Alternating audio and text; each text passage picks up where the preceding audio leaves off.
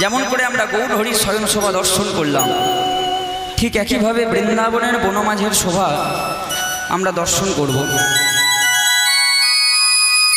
সকল ভক্তবৃন্দ, ললিতা বিশাখা ইত্যাদি সখীগণ যারা ছিলেন এবং ওই বৃন্দাবনের বনদেবী এবং বৃন্দাবনের ওই বনের যে অপ্রাকৃত শোভা, যে শোভার বর্ণনা করা যায় না, সেই শোভার বর্ণনা আমরা পদাবলীর মাধ্যমে পেলাম। কি বলা হলো? চেয়ে দেখো শোভা কেমন জানো? দশ দিশ নিরমল ভেল বড়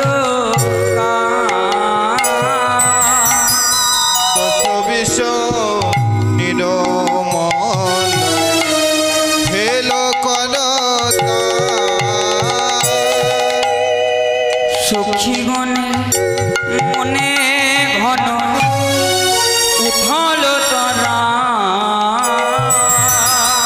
সখীগণ মনে ঘন উঠয়ে তরা, সখীগণে মনে বড় ভয় করে রে,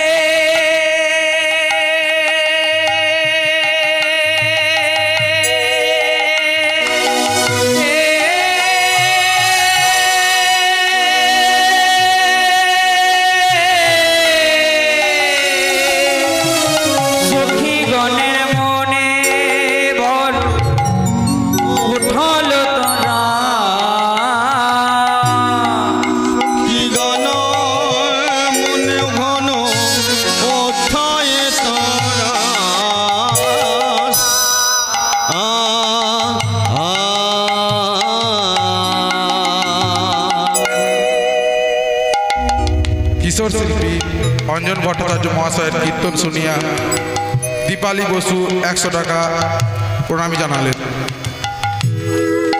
সকলে মিলে প্রেমানন্দে বাহু তুলে নিতাই গৌর হরি বলে হরি বল হরি বল।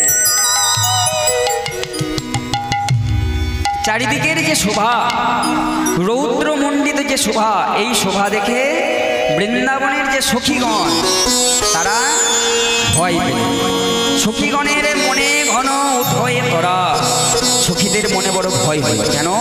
দেখো বৃন্দাবনের বনমাঝে চেয়ে কি কি ঘটনা ঘটছে, এই ঘটনা দেখে সত্যি যে কেউ ভয় পায়।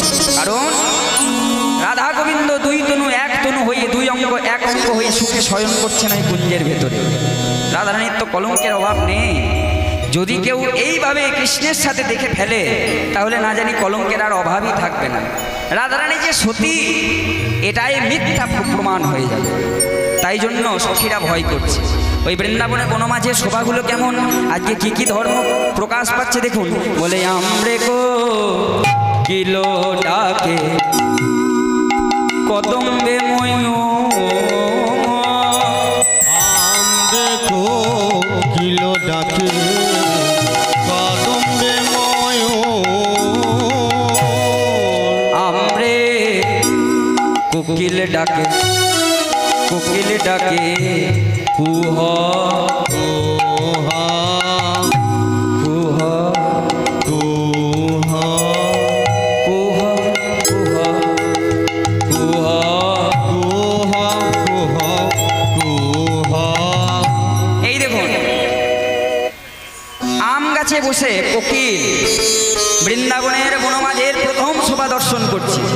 বৃন্দাবনের ওই নিকুঞ্জ মন্দিরের বাইরে যে আম্রবৃক্ষ ছিল, এই আম গাছের ওপরে কোকিল পাখি বসে প্রথমেই ডাকতে রেখেছে। কোকিল কি করে ডাকে মায়েরা? কুহু কুহু বলে না? হ্যাঁ, এই দেখবে তোমরা গ্রামের মানুষ তো, তোমরা আমার থেকে ভালো জানবে। আমাদের শহরে এগুলো প্রচলন কম।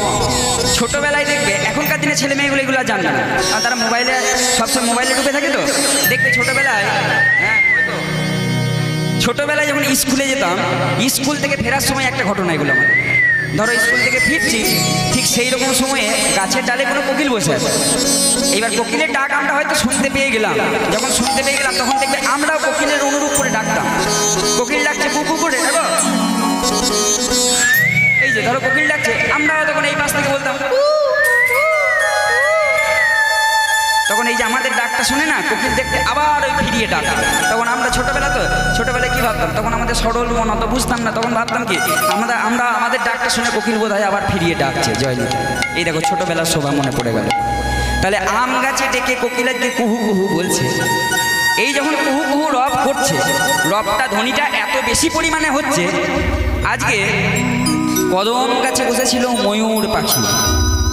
ময়ূর তখন চমকে উঠেছে, কি রে বাবা, বৃন্দাবনের মনোমাঝে এইরকম কে চঞ্চল রূপে এমন আওয়াজ কে করছে, কুহু কুহু আওয়াজ কে করছে।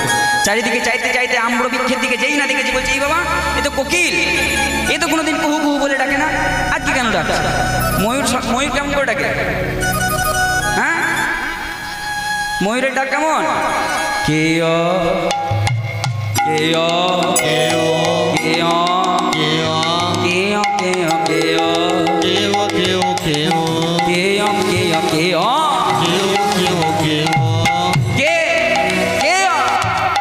গোল করেছ কে, গোল করিছ কেউ, গোল করিছ কেউ, গোল করেছে কেউ, গোল করিছ কেউ, গোল করেছে কেউ, কেউ কেউ কেউ কেউ গোল করিছ কেউ।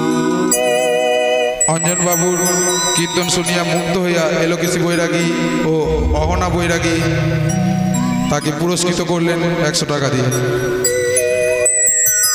হরিবল হরিবল। এখানে হাততালি পোছানো রয়েছে, ভালো।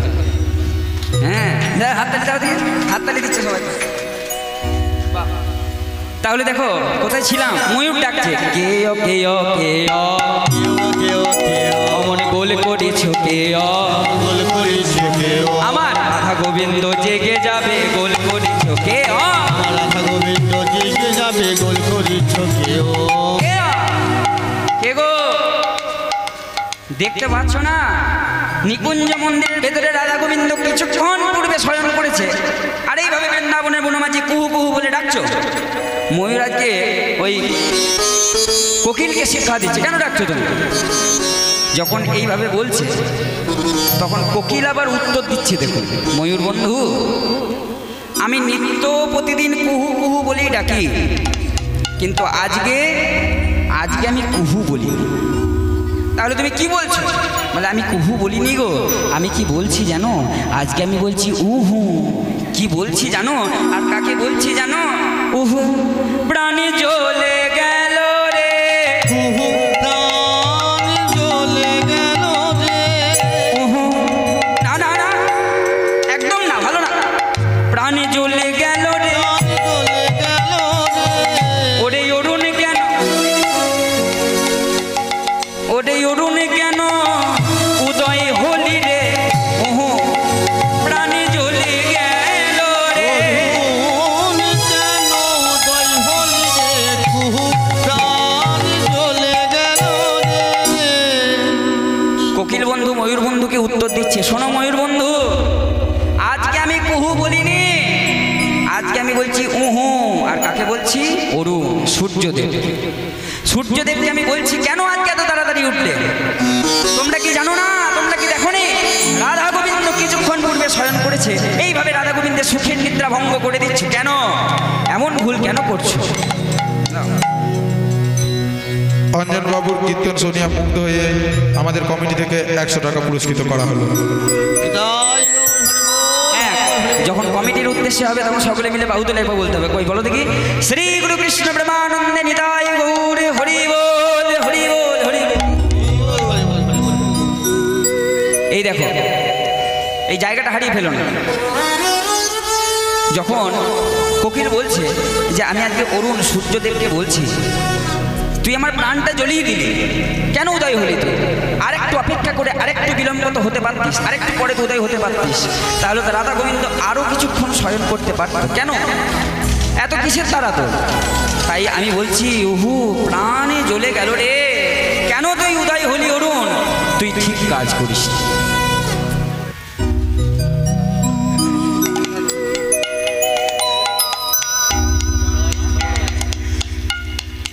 অঞ্জনবাবুর কীর্তন শুনে মুগ্ধ হইয়া আমাদের কমিটির সভাপতি শ্রী লক্ষ্মীনারায়ণ পাল মহাশয় বাবু 100 টাকা পুরস্কৃত করলেন।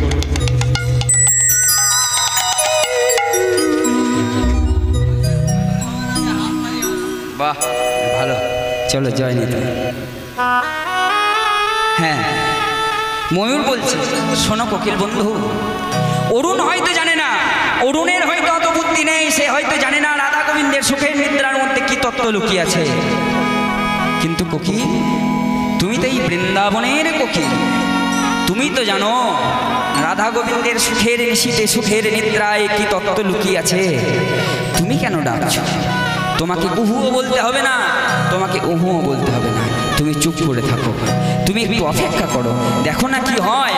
তাই তো বললেন, আমরে গো কিলো ডাকে পদপে আমরে কোকিল ডাকে কদমে ময়ূর, দারিম্বে বো সিয়া কির বলয়ে মধু, দারিম্বে বসিয়া চির কহয়ে মধু। আরো কি হচ্ছে দেখুন, দ্রাক্ষা ডালে বসি ডাকে কপত কপতি, রাখা ডালে বসি ডাকে কপত কপতি। মায়েরা বলো দেখি, দ্রাক্ষা মানে কোন গাছ? হ্যাঁ বলো বলো, দ্রাক্ষা ফল মানে কি? কার নাম ভালো, কার কোন ফলে ভালো নাম এটা? হ্যাঁ, আঙুর ফল, এই তো মা বলে দিয়েছে, আঙুর ফল। তাহলে আঙুর বৃক্ষে আঙুর গাছের উপরে বসে রয়েছে কে? কপত কপতি। কপত কপতি মানে কি? পায়রা। হ্যাঁ, পায়রা কেমন করে ডাকে? হ্যাঁ, বক কম। হ্যাঁ, কপত কপতি আজকে ডাকছে বক কম, বক কম বক বক কম, বক বক কম, বেশি কথা বলো না বক কম, বেশি কথা বলো না বক কম, বেশি কথা বলো না বক কম। আমার রাধা গোবিন্দ জেগে যাবে, কথা বলো না বক কম। আমার রাধা গোবিন্দ জেগে যাবে, বেশি কথা বলো না বক কম। কপতি তো বলছে, কাকে বলছে? কোকিল আর ময়ূর।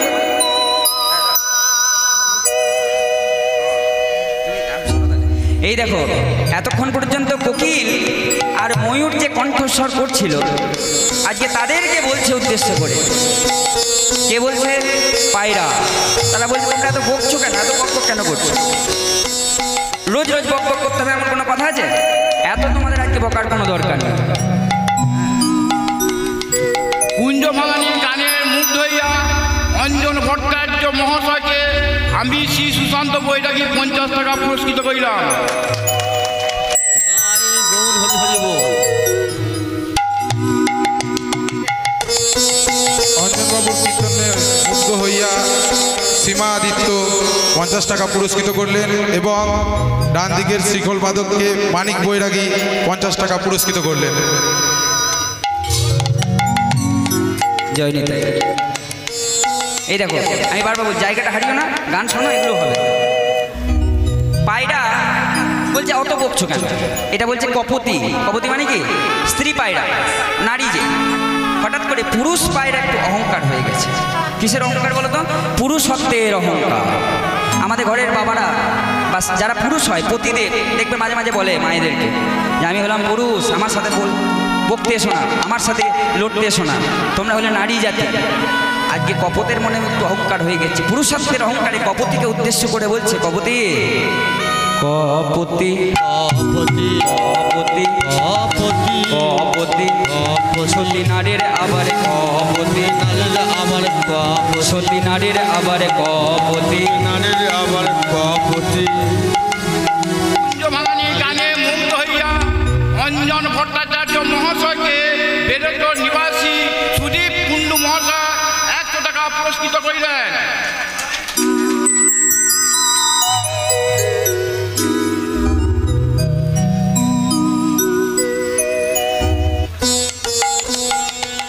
কপত বলছে, ওরে ও কপতি কপতি, সতী নারীর আবার কপতি, আবার কপতি, তোদের রাধা নাকি মহাসতী, সতী নারীর আবার কপতি। রাধা নাকি মহাসতী, সতী নারী আবার কপতি। ও কপতি, তোরা বারবার করে বলিস তোদের রাধারানী নাকি মহাসতী, তাহলে একটু আমাকে বুঝিয়ে দে, বুঝিয়ে দে সতী নারীর আমার কয়টা পতি? কয়টা পতি? ওরে বৃন্দাবনের মাঝে রাধারানীকে বলছে সতী, আর তার ঘরে আয়ান পতি রয়েছে, আর এই বন মাঝে আর একটা পতির কাছে জড়িয়ে ধরে শুয়ে রয়েছে, তাহলে সতীত্ব কি থাকবে? সতী নারীর কথা শুনবেন? এই জগৎ মাঝে সতী কারা হয় জানো? এমন কোনো ব্যাপার না যে যাদের 10টা পতি থাকবে সে সতী হতে পারবে না। সতী নারী হতে গেলে ভগবানকে নিজের সর্বস্ব দান করতে হবে। ত্রিজগৎ মাঝে সতী কারা জানো? অহল্যা, দ্রৌপদী, কুন্তী, মন্দোদরী তারা। লতাবতী কুন্দল পিকারা, অহল্যা, দ্রৌপদী, কুন্তী, মন্দোদরী তারা। লতাবতী কুন্দল পিকারা।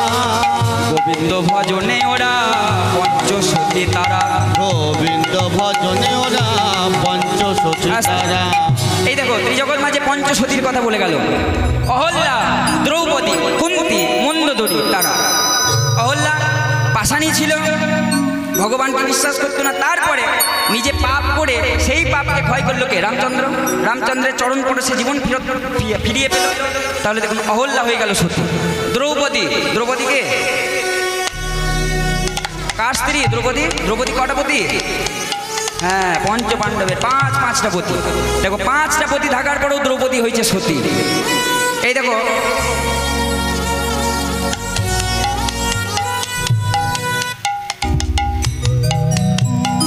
অঞ্জন ভট্টাচার্য মহাশয়ের গানে মুগ্ধ হইয়া সুইটি বৈরাগী এবং সৌরভ বৈরাগী 100 টাকা পুরস্কার করলেন।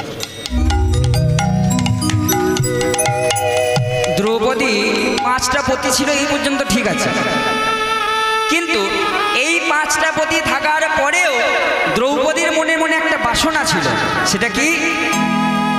ওই কর্ণকে যদি এক রাতের জন্য আমি নিজের করে পেতাম, তাহলে দেখুন 5টা পতি, তারপরেও আরেকটা মহাপুরুষকে নিজের পতি রূপে লাভ করার ইচ্ছা ছিল। সেই দ্রৌপদী হলো মহাসতী। এরপরে কে? কুন্তী, পঞ্চপাণ্ডবের মা। 2টো পতি, সূর্যদেব, আরেকটা পতি পাণ্ডব। দেখুন 2টো পতির পরে সে হয়েছে মহাসতী। এরপরে মন্দোদরী, রাবণও ভোগ করেছিল, আবার বিভীষণও ভোগ করেছিল। তাহলে মন্দোদরী হলো সতী। এরপরে হচ্ছে তারা।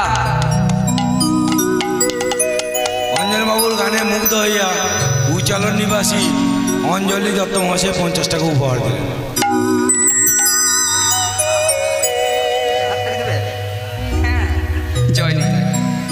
তারা, তারা কার পত্নী? দেবগুরু বৃহস্পতি। আরেকটা কে ভোগ করেছিল? কে ভোগ করেছিল গো? চন্দ্রদেব। তাহলে দেখো দেবগুরু বৃহস্পতি, চন্দ্র, 2টো পতি, তারপরে তারা হলো সতী। তাহলে কপট, তুই আজ যে পুরুষত্বের অহংকারে রাধারানীর মতো ভক্তকে চিনতে পারলি না, তোর পুরুষ জনম বিফলে গেল।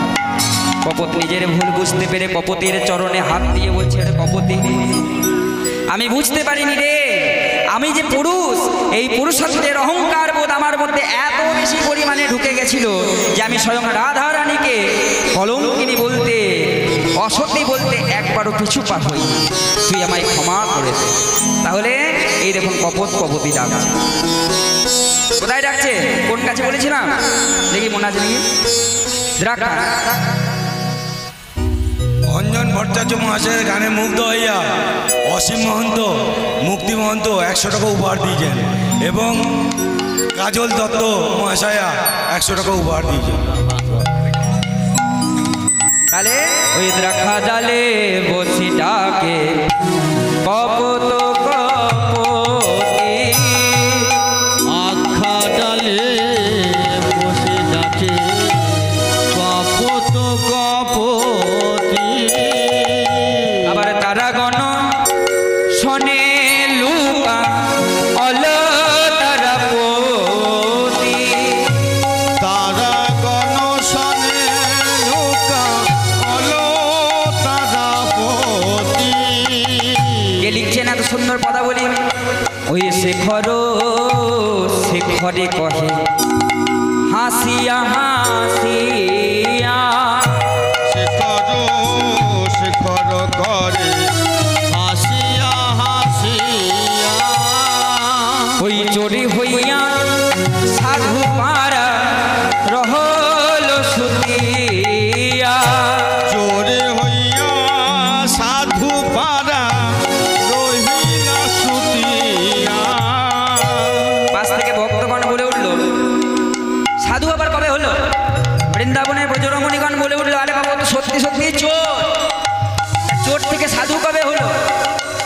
ভবিষ্যৎ দেখতে পেয়ে ব্রজরমণীগণের মধ্যে একজন বলে উঠল, ব্রজের পাকা চোরা সাধু হয়েছে, সাধু হয়েছে, ব্রজের পাকা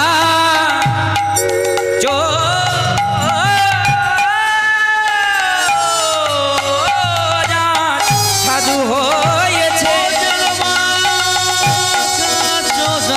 সাধু হয়েছে, ওই রাই সাধুর সঙ্গ গুণে পাকা চোরা সাধু হয়েছে।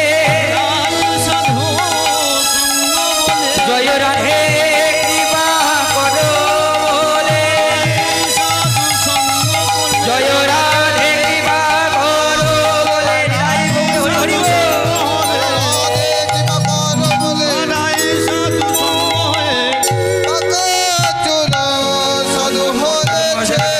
হইয়া সাধনা নায়ক 100 টাকা পুরস্কৃত করলেন।